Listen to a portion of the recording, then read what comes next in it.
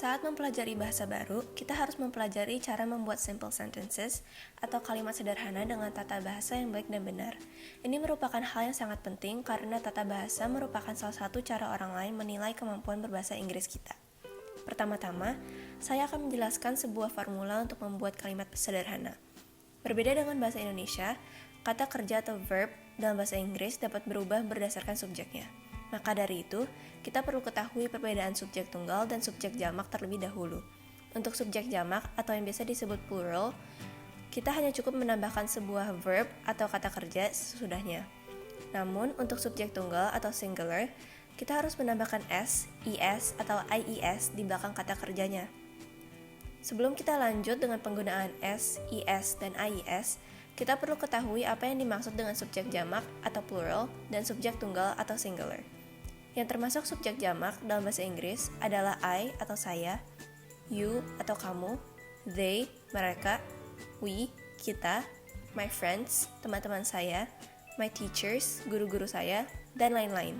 Nah, dalam bahasa Inggris, kita dapat menganggap I dan you seakan-akan seperti sebuah subjek jamak karena kita tidak perlu menambahkan s, is, dan ies di belakang kata kerjanya. Ini merupakan sebuah pengecualian.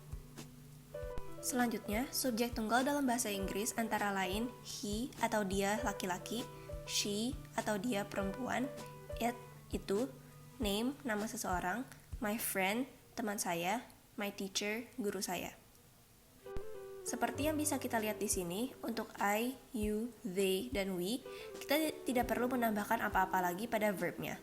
Untuk he, she, dan it, kita perlu menambahkan s, is, atau ies di belakang verbnya. Ini adalah contohnya. Kita bisa mengatakan I play, you play, they play, dan we play.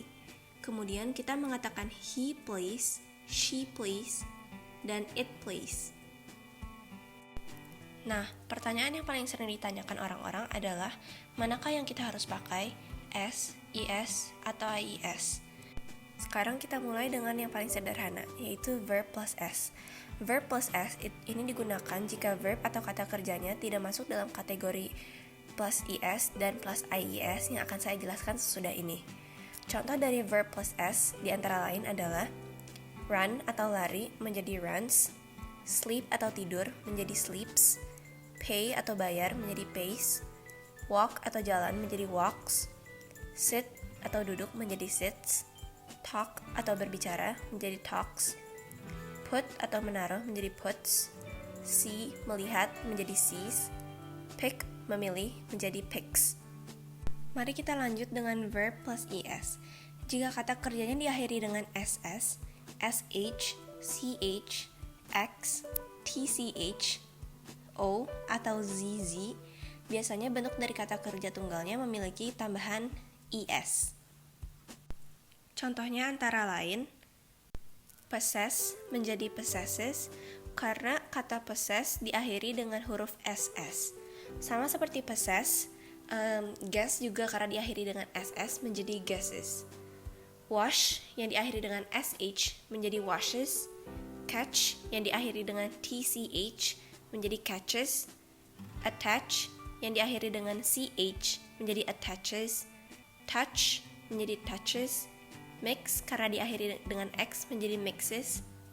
Relax karena diakhiri dengan x juga menjadi relaxes. Do karena diakhiri dengan o menjadi does. Dan go menjadi goes. Yang terakhir, saya akan menjelaskan mengenai verb plus ies. Jika sebuah kata kerja atau verb diakhiri dengan huruf y, kita harus melihat huruf sebelum y. Apakah itu huruf konsonan atau vokal? Jika huruf sebelum y atau y merupakan huruf vokal, kita cukup menambahkan verb plus s. Contohnya, play menjadi plays karena huruf sebelum y dalam play adalah e atau a. Jika huruf sebelum y atau y merupakan huruf konsonan, kita harus menambahkan ies dan menghilangkan y atau y-nya. Contohnya, try menjadi tries karena huruf sebelum y atau y adalah huruf r atau r, yakni konsonan.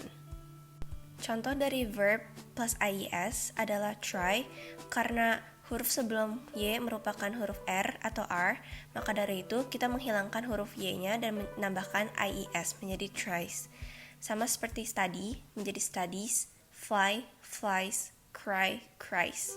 Untuk enjoy, karena huruf sebelum huruf Y atau Y adalah O, maka dari itu kita hanya cukup menggunakan S di belakangnya, menjadi enjoys. Say, says, buy, buys, pay, pays. Sesudah mempelajari teori dari tata bahasa, kita akan coba mengaplikasikannya. Ingat bahwa urutan sebuah kalimat adalah subject plus verb plus object, atau subjek tambah kata kerja atau predikat tambah objek. Contoh kalimatnya adalah he catches a bee. Ingat bahwa catches berasal dari kata catch yang memiliki akhiran tch, dan maka dari itu harus ditambahkan dengan plus es. Kemudian, contoh lain adalah I drive the car. Karena I merupakan pengecualian, kita tidak perlu menambahkan apa-apa pada kata kerjanya. Terima kasih sudah menonton video ini. Semoga video ini memberikan manfaat bagi kita semua.